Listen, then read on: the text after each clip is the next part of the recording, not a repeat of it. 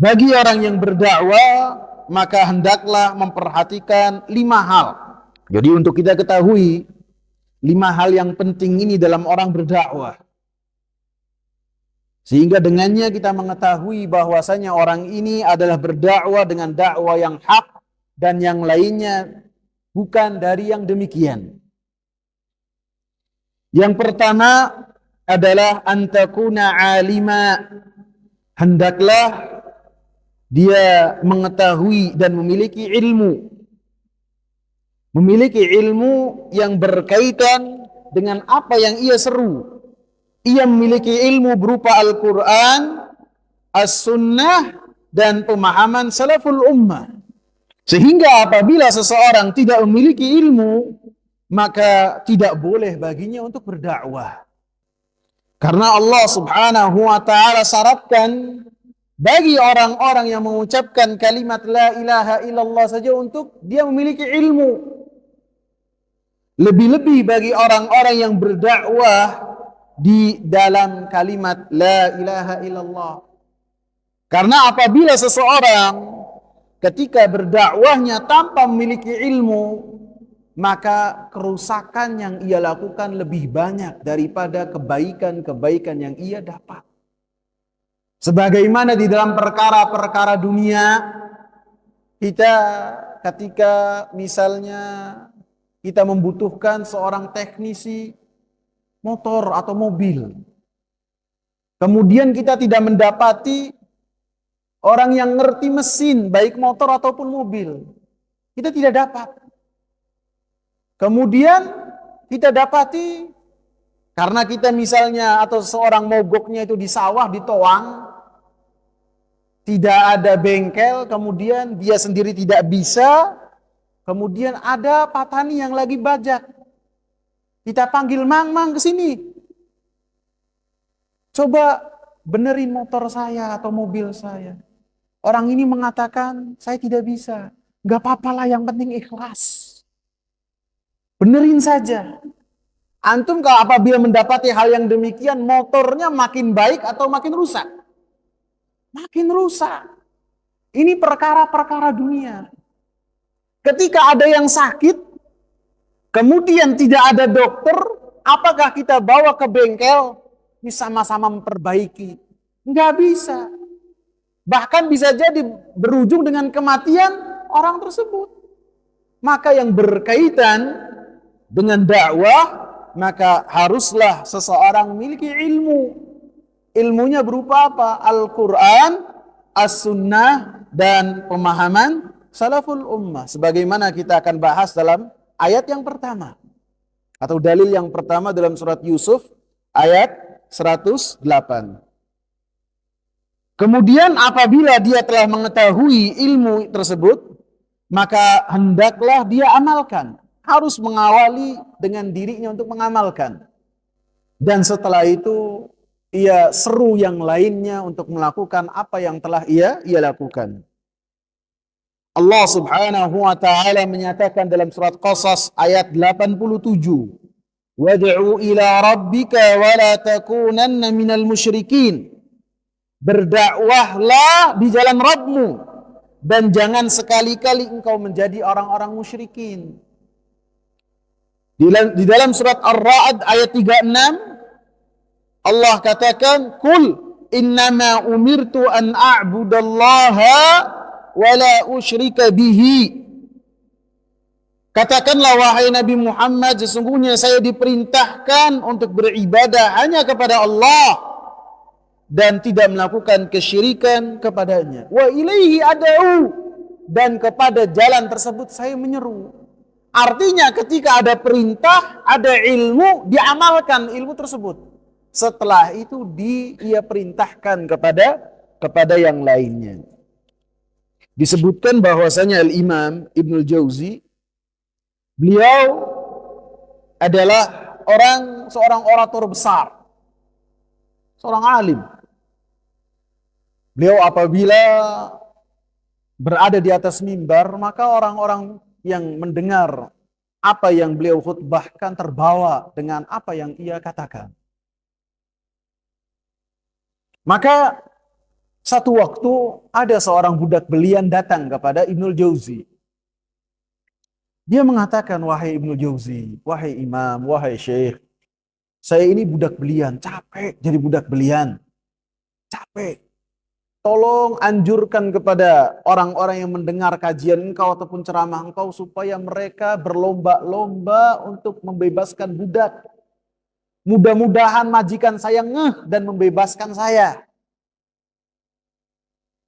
Maka satu pekan budak belian ini tidak mendapati Ibnul Jauzi membawakan materi tentang hal tersebut. Pekan berikutnya tidak mendapatkan pembahasan tersebut. Pekan ketiga pun tidak membahas tentang hal tersebut. Kata budak beliannya, bisa jadi ini imam ini, ulama ini lupa. Ia datangi lagi. Wahai imam, kenapa engkau tidak membahas apa yang saya mintakan? Maka kata al-imam Ibnul Jauzi rahimahullah, beliau mengatakan, saya lagi nggak punya duit. Paham nggak artinya? Saya lagi nggak punya duit. Maksud beliau apabila ingin memerintahkan manusia supaya mereka membebaskan budak belian, beliau terlebih dahulu membebaskan budak. Beliau mengamalkan terlebih dahulu, setelah itu menganjurkan manusia untuk mengamalkan apa yang telah beliau lakukan. Jadi sebelum memerintahkan, beliau mengamalkan terlebih dahulu. Jadi orang yang pertama yang harus diperhatikan ketika berdakwah di atas jalan Allah, yang pertama harus memiliki ilmu. Dan ilmunya ia amalkan. Bukan hanya pandai beretorika, menyampaikan ilmu tersebut, ilmunya benar akan tapi tidak ia amalkan. Yang kedua, hendaklah dia memiliki kasih sayang. Antakuna rahima. Karena kasih sayang ataupun rahmat adalah pondasi dakwah di jalan Allah. Karena kasih sayang yang ada di hati seorang dai menjadikan dai tersebut berdakwah di jalan Allah Subhanahu wa taala. Karena orang yang berdakwah di jalan Allah Subhanahu wa taala motivasinya harus kasih sayang. Ia memiliki kasih sayang untuk menyelamatkan manusia dari azab Allah Subhanahu wa taala. Lebih-lebih yang berkaitan dengan kesyirikan. Maka seorang dai harus ada di pelupuk matanya kasih sayang, melihat orang-orang yang melakukan kemaksiatan kepada Allah Subhanahu wa taala dengan dua perspektif. Yang pertama, ia harus benci terhadap kemaksiatan tersebut. Akan tetapi kepada pelakunya ia harus memiliki rasa kasih sayang bahwasanya orang-orang tersebut melakukan perbuatan dosa kepada Allah Subhanahu wa taala. Terhadap perbuatannya ia benci, akan tetapi terhadap pelakunya ia memiliki kasih sayang dan upaya supaya orang-orang tersebut selamat dari azab Allah Subhanahu wa taala. Dan Rasulullah katakan ataupun Allah mengatakan, wa ma arsalnaka illa rahmatan lil alamin. Sesungguhnya dan tidaklah kami mengutus engkau wahai Nabi Muhammad kecuali sebagai rahmat untuk semesta alam. Dan Rasulullah katakan, ana rahmatun muhdah. Saya adalah rahmat yang Allah Subhanahu wa taala berikan kepada alam semesta ini. Rasulullah sallallahu alaihi wasallam ketika berdakwah di jalan Allah Subhanahu wa taala senantiasa memiliki kasih sayang kepada orang-orang yang ada di hadapannya. Ketika suku Daus didakwai oleh kepala sukunya dan mereka tidak taat dan patuh kepada kepala sukunya yang telah beriman kepada Rasulullah sallallahu alaihi wasallam. Sampai kepala sukunya, ketua mereka berkata kepada Rasulullah, ya Rasulullah, kutuklah mereka. Saking udah pegelnya. saking udah capeknya mengingatkan kaumnya supaya tunduk dan patuh kepada Allah dan Rasulnya, akan tapi mereka membangkang. Sehingga orang ini mengatakan, ya Rasulullah, ud'u ala Daus. Wahai Rasulullah, doalah kejelekan terhadap suku Daus. Maka apa yang dikatakan oleh Rasulullah sallallahu alaihi wasallam, Allahumma hdi Dausan wa'ti bihim. Ya Allah, berikanlah hidayah kepada Daus. Ya Allah, jadikan mereka datang kepadaku. Padahal kepala sukunya, orang yang seharusnya memberikan perlindungan kepada suku tersebut, sudah capek dan berkata kepada Rasulullah, ya Rasulullah, kutuklah mereka. Akan tapi Rasulullah sallallahu alaihi wasallam tidak melakukan hal tersebut. Sebagaimana ketika Rasulullah sallallahu alaihi wasallam datang ke kota Taif, ketika mendapati orang-orang di Mekah, gangguan mereka semakin menjadi-jadi kepada Rasulullah sallallahu alaihi wasallam, maka Rasulullah bersama dengan Zaid bin Harithah datang kepada Bani Abdi Yakalil dengan harapan supaya mereka memberikan suaka kepada Rasulullah. Akan tetapi Rasulullah sallallahu alaihi wasallam mendapatkan sejelek-jelek penyambutan, sejelek-jelek jawaban, sehingga di hari yang ke-11 Rasulullah sallallahu alaihi wasallam terusir dari tempat tersebut dengan cara disambit oleh anak-anak kecil dengan batu-batu kerikil. Sehingga Zaid bin Harithah melindungi Rasulullah. Walaupun demikian Rasulullah masih berdarah dan Rasulullah masih dalam keadaan dan merasa terhina dengan perlakuan tersebut. Terhina Rasulullah.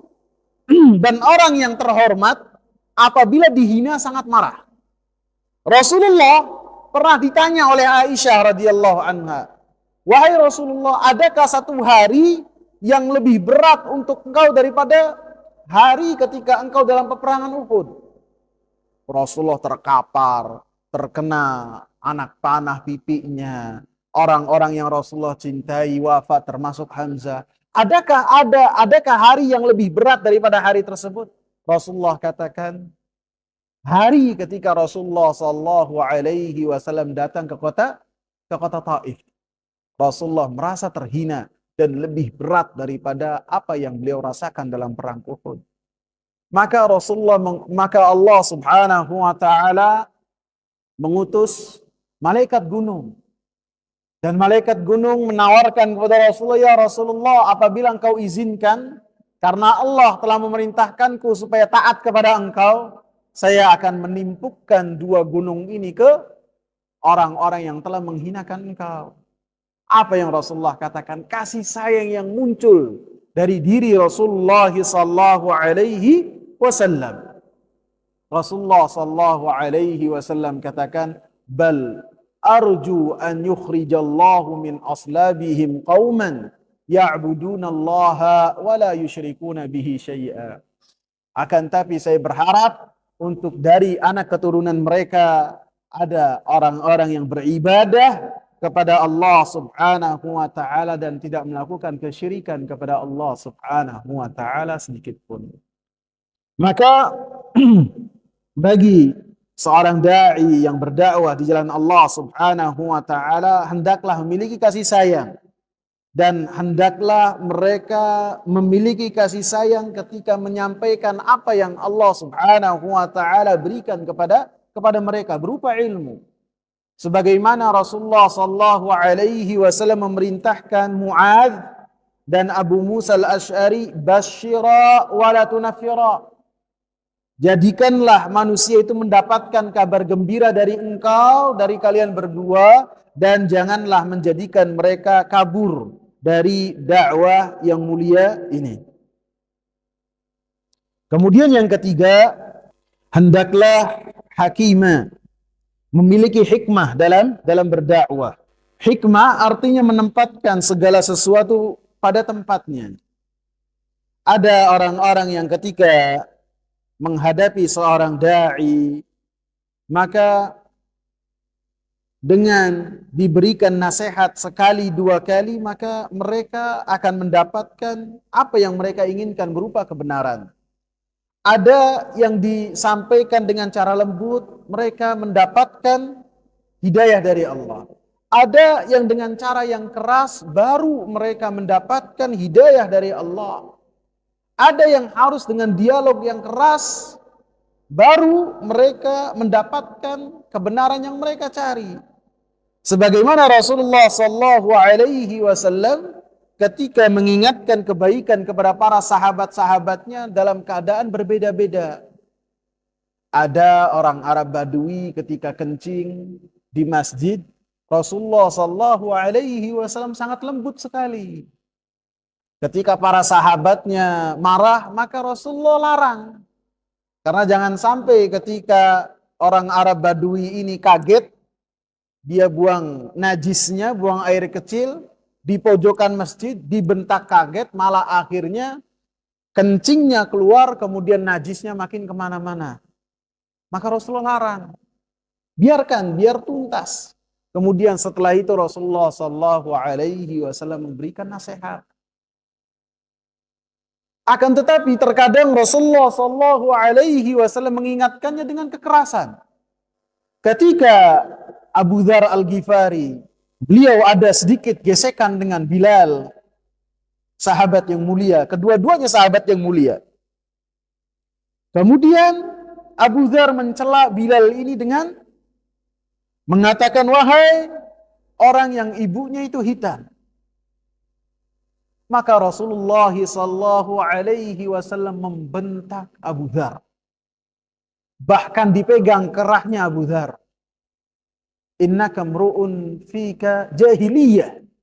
Engkau ini seseorang yang pada diri engkau masih ada sisa-sisa jahiliyah.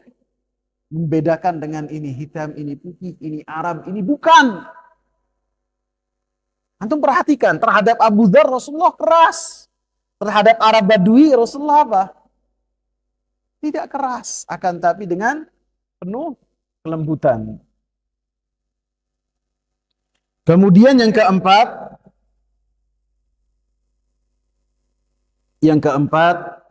hendaklah seseorang ketika berdakwah memiliki hati yang selamat. Allah Subhanahu wa taala mensifati Nabi Ibrahim alaihi salam dalam surat As-Saffat ayat 84, "Idz jaa'a rabbahu biqalbin salim." Dan ingatlah ketika Nabi Ibrahim datang kepada Allah dengan hati yang selamat. Nabi Ibrahim alaihi salam adalah imamul muwahhidin. Beliau adalah seorang yang berdakwah kepada tauhid di tengah manusia pada saat itu, di dalam kegelapan kesyirikan kepada Allah Subhanahu wa taala. Dan kita pun diperintahkan oleh Allah Subhanahu wa taala untuk mengikuti jalannya Nabi Ibrahim alaihi salam. Maka ketika kita berdakwah kepada dakwah yang telah dilakukan oleh Nabi Ibrahim, maka hendaklah dengan hati yang selamat, yaitu memurnikan tujuan, memurnikan niat hanya untuk Allah Subhanahu wa taala. Sehingga ketika mengingatkan manusia supaya mereka berada di jalan Allah Subhanahu wa taala dalam rangka mengharap apa yang ada di sisi Allah Subhanahu wa taala, bukan untuk supaya mendapatkan sanjungan, bukan untuk supaya orang-orang menghormati, tidak, akan tapi supaya manusia tunduk dan patuh kepada Allah Subhanahu wa taala. Sehingga ketika tujuan tersebut tercapai, walaupun manusia itu mengikuti Allah bukan dari jalan kita, dari perkataan kita, dari nasihat kita, maka kita pun akan senang dengan apa yang dilakukan oleh manusia. Wallahu ta'ala a'lam.